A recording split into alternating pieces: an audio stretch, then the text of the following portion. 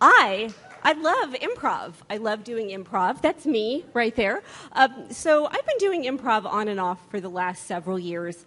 And I love it because I get to play. I get to talk in foreign accents because I love doing that. And, and one of the biggest things I love about improv is that I get to push my boundaries every time I do it. I get to scare myself a little bit, and, whether it's in practice or in a show, that's great. I mean, I love doing that. So that's what I want to talk to you a little bit about tonight is improv and how I see it, and hopefully to dispel some misconceptions about who can do improv and what kind of skill sets you need to do this.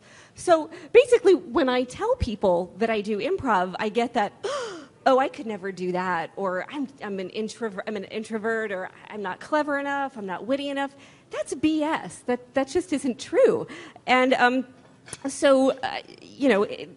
before I go on, what is improv? Improv is there's a couple of definitions. It's an ensemble performance where improvisers make up. God, these are going fast. Make up a series of.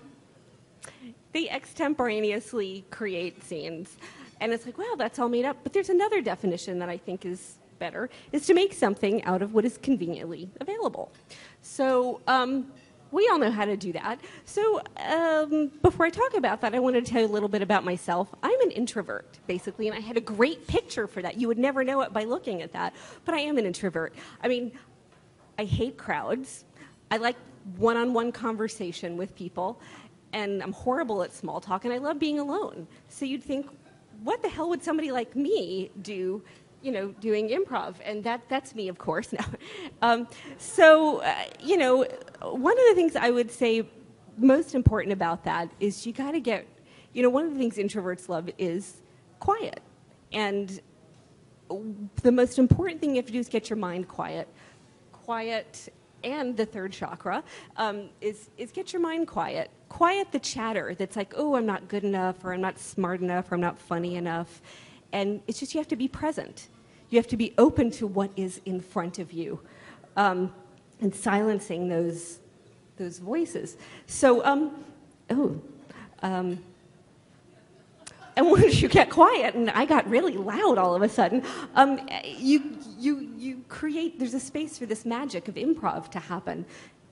Something I hope I get to talk about soon is you get to trust your intuition, but most importantly, when you get quiet, you become open to the abundance of what's in front of you and all of the good stuff that's there. So, what is all this stuff that's in front of you? Is people. Improv isn't a solitary art. It's something that you do together. So people who are in front of you making faces, I love this. They're doing all kinds of interesting stuff, like thumbs up or making faces. So you can shut your clever brain off. You don't have to be smart and clever. You can just be present and be aware of what is happening. Voices, body language. Somebody's making a face. What would you say if somebody were making a face like that? What's your reaction to that? Oh my God! And that's very often what happens when I tell people I do improv. So, nuns and bumper cars. I had a great joke at the end for that, but that's screwed now. I mean, I can't do it. So, I'm going to just make it anyway. I was going to say, you know what? Improv is like nuns and bumper cars. You just want to have fun. You get into your habits, right?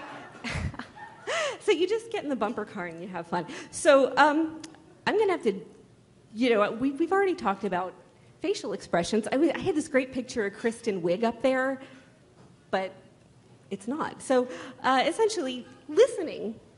Here's my introvert picture. So listening skills are really important in improv. So thank you. You all are great listeners, and that is one of the skills that you have, is listening informs who you are. So again, you don't have to use your clever brain. You can just listen to and be present and listen.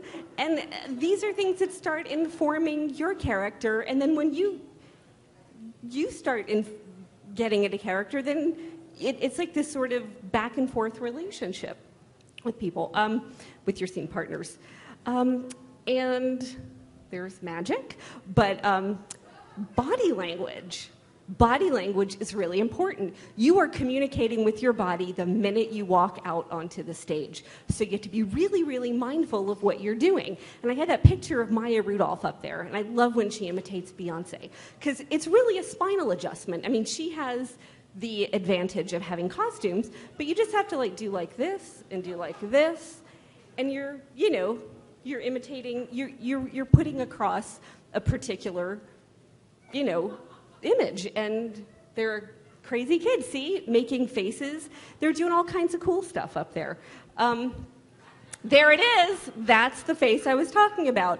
If you have a scene partner making a face like that, what a gift that is. They're helping you. So there, again, what would you say to somebody making a face like that? What does it look like she's doing? Ew. So you could just say, oh, well, and there's the ear. This is great. I didn't expect this. This is awesome. So listening, simple and clear communication is really important. You want to make it easy for your scene partners. If you make it easy for them, they make it easy for you, and it's over.